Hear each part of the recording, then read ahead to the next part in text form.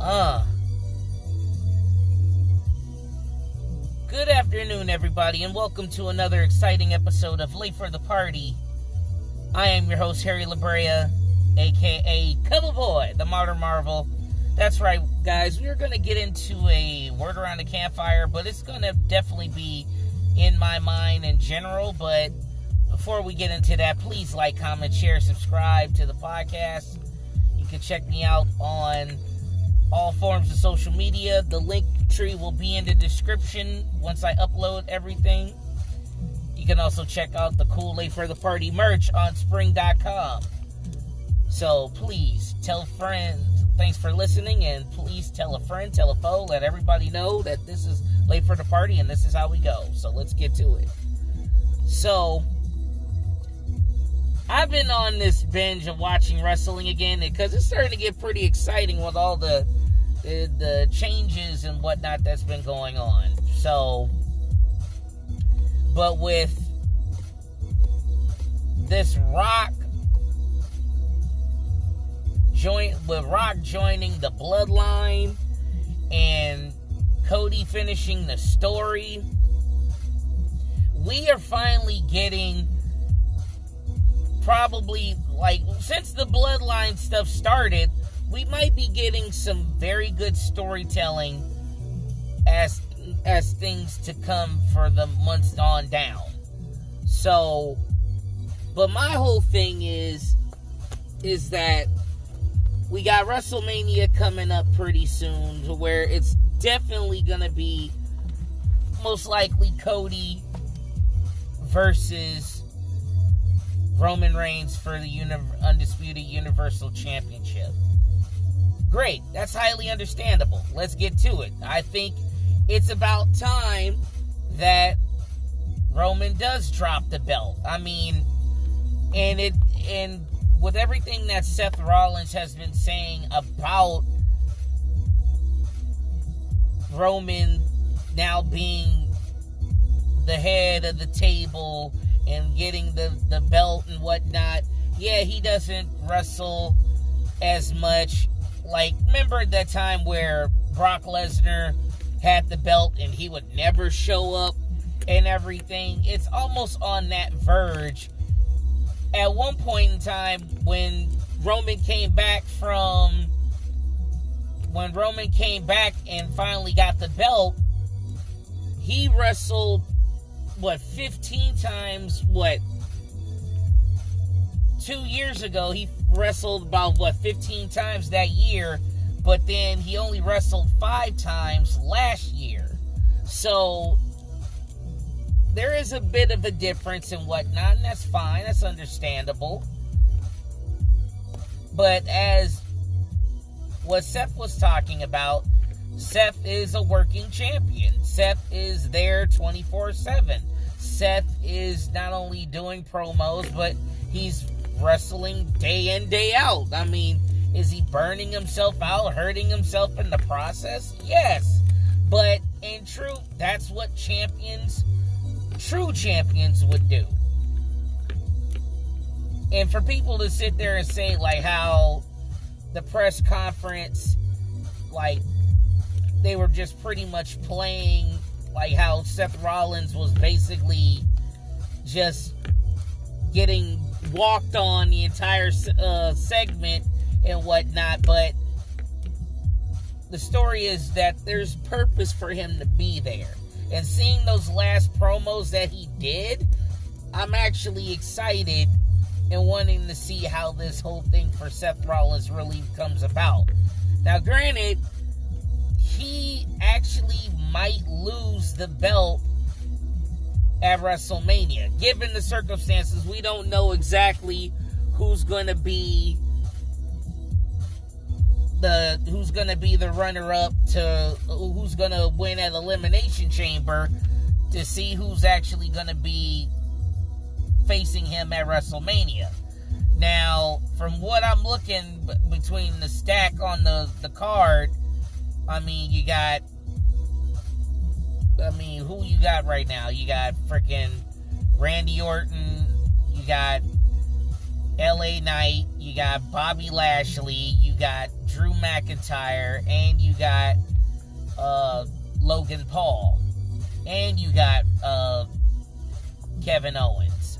So, what is it like? How many? Like 8 people? 7 people? Like somewhere in that caliber. So, you got quite a few people wrestling for this, wrestling and whatnot. And that's fine. But initially, the whole plan before CM Punk got hurt, that CM Punk was initially supposed to be in Elimination Chamber and most likely winning the belt and whatnot. I mean, winning the match, the Elimination Chamber, to face Seth Rollins at WrestleMania. Now, at this point, it was most likely that Seth might have been heel because CM Punk was obviously somewhat of a face when he returned. So I don't know if they were going to do a heel turn on Seth around this time frame, but I think like when he got hurt, when CM Punk got hurt at Royal Rumble, they had to call an audible. And so, but then you got Drew McIntyre, like, okay, so who's going to win this in order to defeat Seth Rollins at WrestleMania? Now, there's a lot of avenues, and nobody really knows where all this is going right now. But all I know is this. Number one, you got...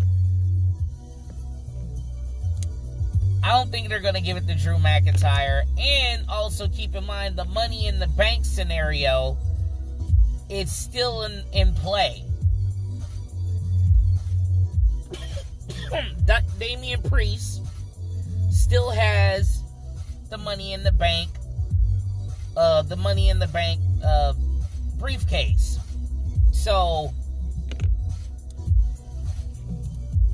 with everything going on with Seth, it might be a good, especially if there's going to be a thing where Seth is going to be trying to help Cody in the process of all of this. I mean, I think it would probably be a good idea to maybe drop the belt to either somebody from Raw to where they cross over, because think about it like this. And this is going into prediction time or whatever. Like, so if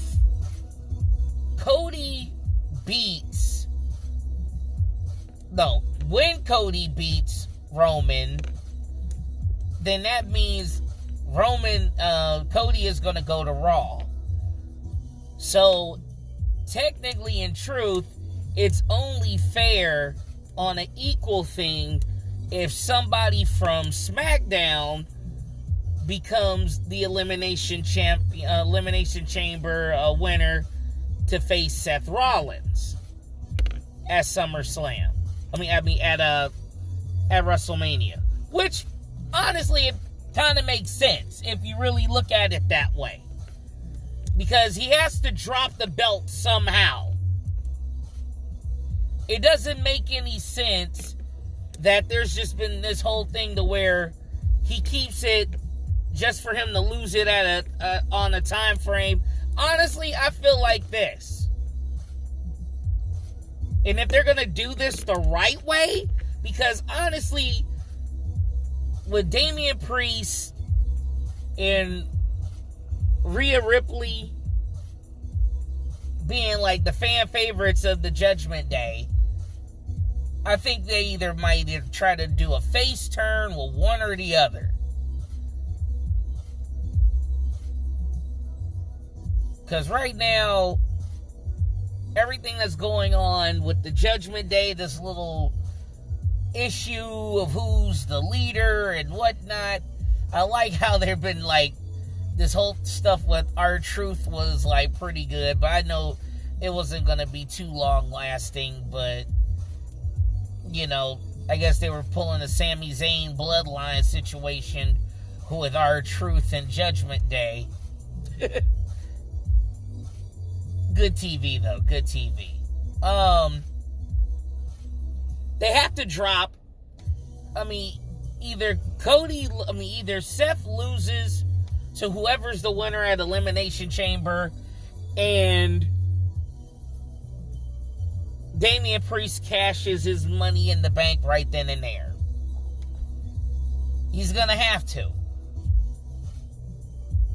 In truth, I would think the best person that he loses it to has got to be either Drew McIntyre, but then you do all that just for Drew to get another opportunity, which he's had plenty. But honestly, I think to me it would be more gratifying if he did lose it to Seth. If he won it from Seth, and then Damian comes in, jacks him up for it, I could see that. I could see something coming from that. Damian Priest becomes the new world champion. He finally got the belt. That would be actually a cool thing. Until it's time for CM Punk to come right back. And maybe Seth gets his revenge, and then they can do a redo for Seth versus CM Punk at next year's WrestleMania. Because honestly, I think that's where it's it's coming back to. You know, somewhere along the lines, Damian or Drew, or whoever it may be, if it's Damian or Drew, who are the champions,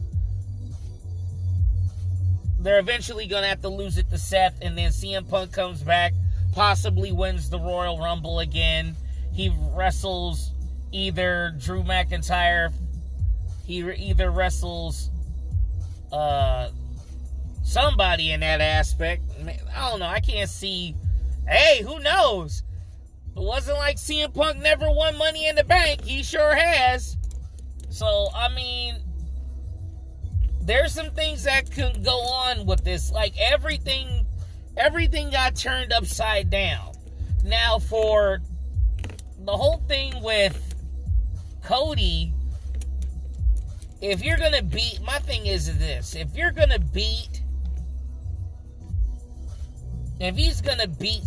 Roman, he can't be no placeholder champion and hold the belt. He's not gonna be some placeholder for 6 months just to drop it. No. There's gonna be some longevity with Cody. Cody is the face. Pretty much Cody is the face of WWE right now. Only thing is he doesn't have a belt. That's the thing. Ever since he came back, his meteoric rise came as fast and as quickly. And rightfully so. They have been trying to put some accolades on him. Not only that he's beaten Seth not once, not twice, he's beaten him 3 times. There's no rubber match in this. He's beaten him 3 times. I can understand why Seth probably wanted to face him at WrestleMania, because he had to prove that he may be the world champion, but you can't be the world champion if you haven't even beat the guy who beat you 3 times. I can understand that. Cody's beaten Seth 3 times. Cody's beaten Brock. Not once, but twice. And he got Brock Lesnar's respect. So that's like a rite of passage right there. And he went back-to-back at Royal Rumble, so he's gotten some great feats on him right now. For him to beat Roman at Royal Rumble, for him to beat Roman at WrestleMania, which he is going to, but he's got to keep this going. They got to keep the traction going. He has to be that fighting champion, just like Cody is. He can't just be taking days off and disappear and whatnot, because this is what makes his run very well. And then, we're getting fresh competition for him to actually face. I don't mind that. I like that concept. And with The Rock now joining the Bloodline, we haven't got this kind of situation since Hulk Hogan joined the NWO.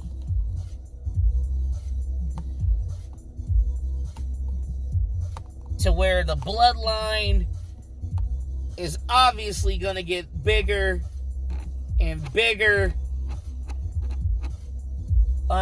There's so many avenues with this, because what will happen in the future months ahead, to where it's like, okay, we could be getting more stories from this, to where Rock is going to be starting to push his weight around, because, yeah, you may be champion, but I'm above you.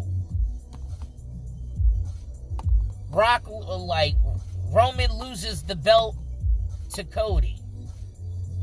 Rock gets disappointed that Roman lost the belt to Cody. But even with all the influence and the interference or whatever the case, he still managed to win. There could be a point in time to where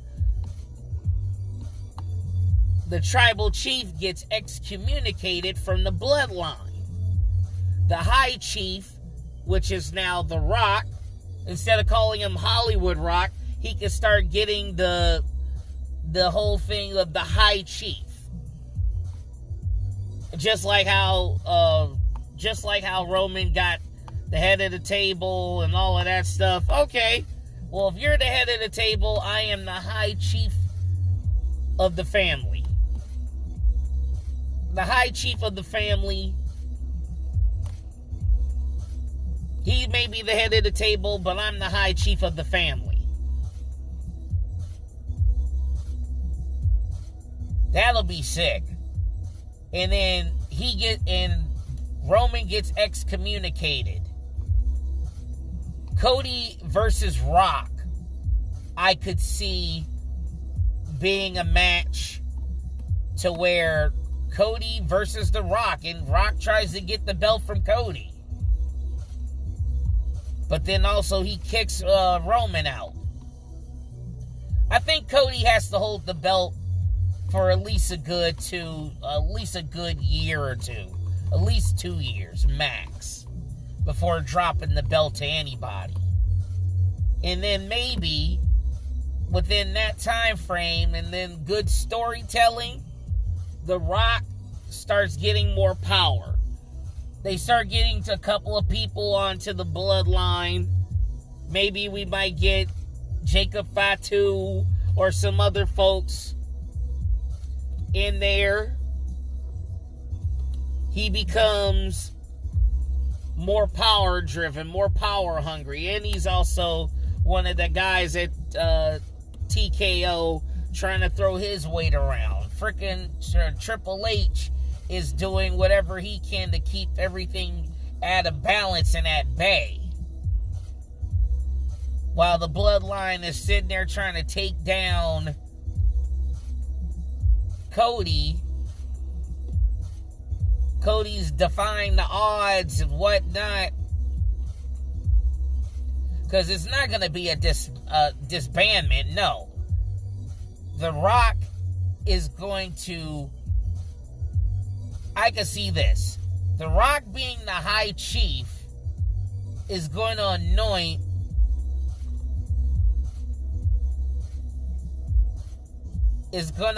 Solo as the new tribal chief.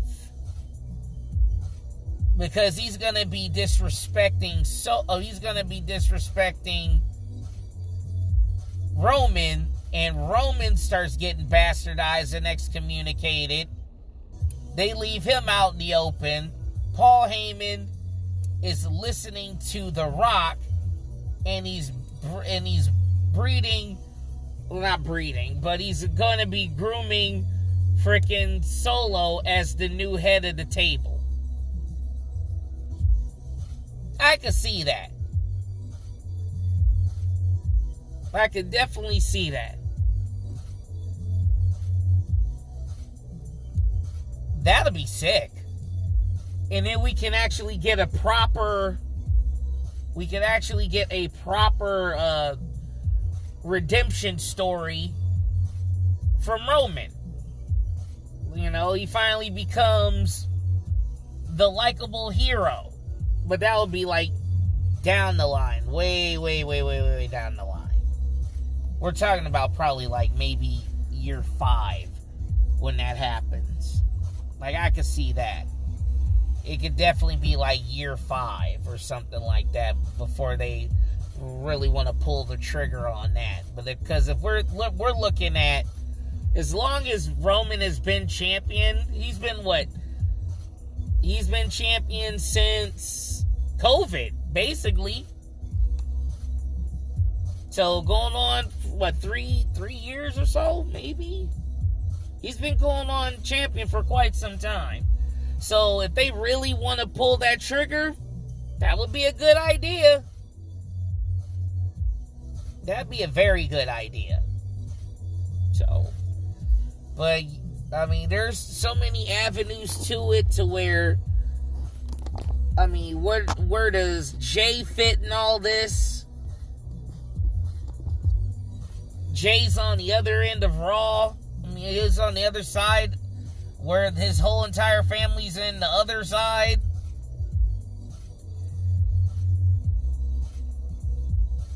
And then what's going to happen with all this, like, brand splitting and whatnot?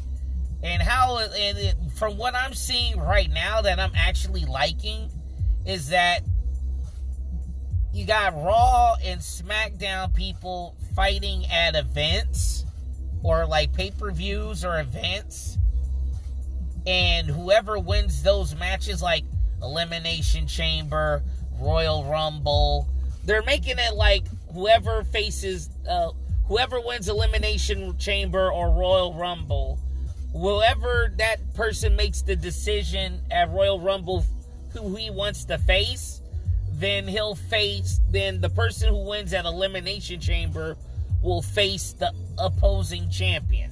That was actually kind of cool. I actually like that. Because then that gives everybody an opportunity to where we don't have to just wait for a fucking brand split. Like, we already got people on Raw, we got already people on SmackDown.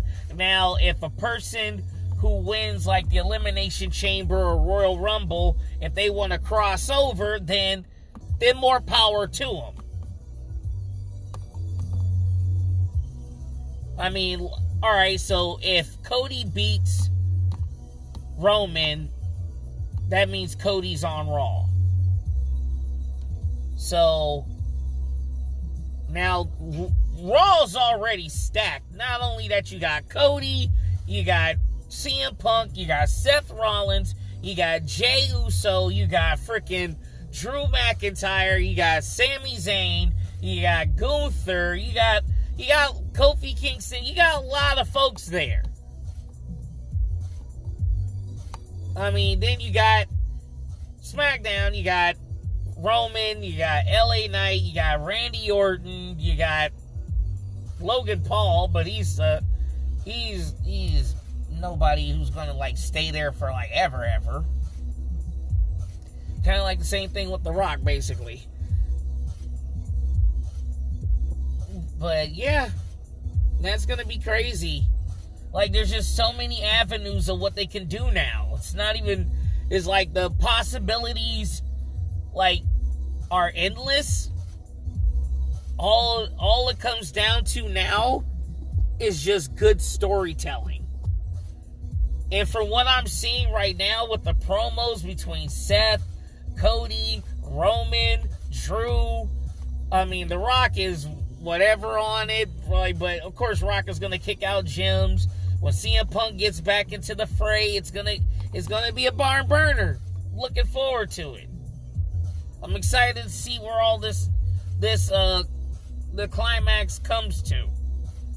Because eventually there is gonna be a climax and it's gonna continue on. But either way, I digress from my point, so I'm gonna get off the hook right now. So this has been a Word Around the Campfire / In My Mind segment. Please like, comment, share, subscribe to the podcast, and check me out on all forms of social media. The link will be in the description. My link tree will be up once I upload everything to social media and everything on this podcast, goddammit. So either way, you guys, also check out the LateForTheParty merch on spring.com. So this is LateForTheParty. I am your host, Harry LaBrea, a.k.a. Coverboy, the Modern Marvel, signing off, you guys. And as always, you're always on time when you're late for the party.